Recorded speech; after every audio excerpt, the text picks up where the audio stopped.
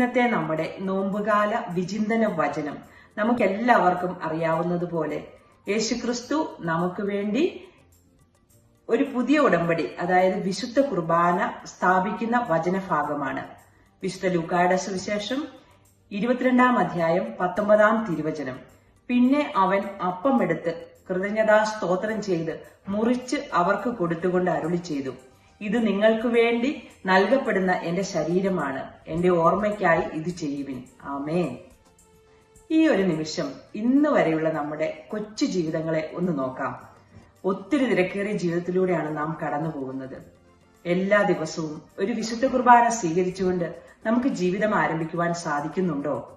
ഞായറാഴ്ചകളിലും കടപ്പെട്ട ദിവസങ്ങളിലും മറ്റെല്ലാം മാറ്റിവെച്ച് നമ്മുടെ കുടുംബം ഒന്നുചേർന്ന് നമ്മുടെ ഇടവക ദേവാലയത്തിൽ വിശുദ്ധ കുർബാനയിൽ പങ്കെടുക്കുവാൻ സാധിക്കുന്നുണ്ടോ? നമ്മൾ എത്രയെത്ര കൂദാശകൾക്ക് സാക്ഷ്യം വഹിച്ചവരാണ്. മാമോദീസ, സ്ഥൈര്യലേപനം, കുർബാന കൈക്കൊള്ളപ്പാട്, വിവാഹം. ചിന്തിച്ചു നോക്കിക്കേ, അതിൽ എത്ര കുഞ്ഞുങ്ങൾ വിശ്വാസത്തിൽ നിന്ന് അകന്നു പോയിട്ടുണ്ട്. ഡിവോഴ്സിന്റെ വക്കിലെത്തിയവർ, ഇനി അടുത്ത ഒരു കുഞ്ഞുങ്ങൾ ഞങ്ങൾക്ക് വേണ്ടായേ എന്ന് തീരുമാനമെടുത്തവർ. ഇതിനൊക്കെ നമുക്കൊരു മാറ്റം വരുത്തണ്ടേ? മാതാപിതാക്കളുടെ ജീവിതമാണ് മക്കളുടെ വേദപുസ്തകം. ബാറൂക്ക് 4:28 പറയുന്നു, ദൈവത്തിൽ നിന്ന് അകലാൻ കാണിച്ചതിന്റെ 10 ഇരട്ടി തീഷ്ണതയോടെ തിരിച്ചു വന്ന് അവിടുത്തെ തേടുവിൻ. അതേ സ്നേഹം നിറഞ്ഞവരെ, ഇന്നു മുതൽ നമുക്കൊരു ഉറച്ച തീരുമാനമെടുക്കാം. എന്നും വിശുദ്ധ ബലിയിൽ പങ്കെടുക്കും.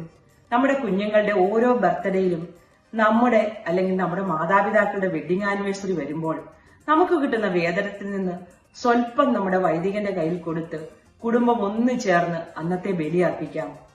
അതുവഴി നമ്മുടെ മക്കൾ ഈശോയ്ക്ക് ഏറ്റവും പ്രിയപ്പെട്ടവരാണ് എന്നുള്ള ആ കോൺഫിഡൻസ് ആ കുഞ്ഞുങ്ങൾക്ക് തന്നെ ഉണ്ടാകട്ടെ. ഇനി മുതൽ നമ്മൾ പങ്കെടുക്കുന്ന എല്ലാ കൂദാശകളിലും മുഴുവൻ കുർബാനയിൽ പങ്കുചേർന്ന് ആ കുഞ്ഞുങ്ങൾക്ക് വേണ്ടി പ്രാർത്ഥിക്കാം. പ്രത്യേകിച്ച് വിവാഹത്തിൽ പങ്കെടുക്കുമ്പോൾ 2 വ്യത്യസ്ത കുടുംബ സാഹചര്യങ്ങളിൽ നിന്ന് വളർന്നു വരുന്ന ആ 2 കുഞ്ഞുങ്ങളെയും ബലിപീഠത്തോട് ചേർത്ത് വെച്ച് അവരെ അനുഗ്രഹിച്ചു പ്രാർത്ഥിക്കാം. അങ്ങനെ വിശ്വാസത്തിൽ അധിഷ്ഠിതമായ സഭയോടും സമുദായത്തോടും ചേർന്ന് നിൽക്കുന്ന നല്ലൊരു തലമുറയ്ക്ക് വേണ്ടി പ്രാർത്ഥിച്ചൊരുങ്ങാം. ഓരോ പ്രഭാതത്തിലും വിശുദ്ധ കുർബാന നമ്മൾ സ്വീകരിക്കുമ്പോൾ നമ്മുടെ ഹൃദയമാകുന്ന സർക്കാരിയിൽ ആ കൊച്ചു ഗോതമ്പപ്പമാകുന്ന ഈശോ വസിക്കുവാണ്. അടുത്ത 24 മണിക്കൂറിലേക്കുള്ള ഊർജം നമ്മുടെ ഹൃദയമാകുന്ന സർക്കാരിയിലേക്ക് ഏറ്റെടുത്തുകൊണ്ട് നമ്മളെ ഏൽപ്പിച്ചിരിക്കുന്ന കർമ്മമണ്ഡലത്തിലേക്ക് നാം കടക്കുമ്പോൾ തീഷ്ണതയിൽ മാന്ദ്യം കൂടാതെ ആത്മാവിൽ ജ്വലിക്കുന്നവരായി കർത്താവിനെ ശുശ്രൂഷിക്കുവാനുള്ള കൃപ നമുക്ക് ഓരോരുത്തർക്കും ഉണ്ടാകട്ടെ എന്ന് പ്രാർത്ഥിക്കുന്നു. ദൈവം നമ്മളെ എല്ലാവരെയും സമൃദ്ധമായി അനുഗ്രഹിക്കട്ടെ. Praise the Lord. ആമേൻ.